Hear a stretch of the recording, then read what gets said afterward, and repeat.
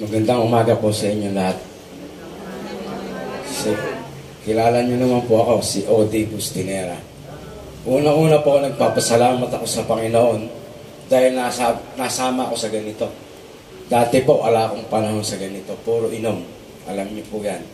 Pero nung ako'y mapunta po dito, guminhawa buhay ko. Siguro po hindi lingid sa inyo na yung isang araw hinuli ko ng mga pulis. Hinuli ko sa bahay.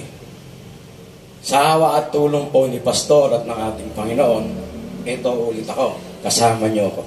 At sana po, walang katapusan nito hanggang sa mawala tayong lahat dito sa mundo.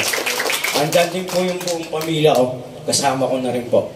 Ako po yung nagpapasalamat sa ating lahat, sa lahat ng tumulong sa akin, lalong-lalo na po kay Pastor, kay Ma'am Nora. Hindi po talaga ako nila iniwan. Pero hindi ko po inisip na mangyayari sa buhay ko yung halos 4 na araw, 4 na gabi po akong hindi natutulog. Hindi ko sukat akalaing magsuot ako ng orange na damit. Picturean ka ng may pangalan ka rin, may pangalan ka din eh. Hindi ko po sukat akalaing mangyayari sa buhay ko.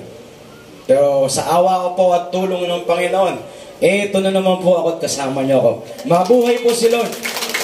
Salamat po sa inyo lahat.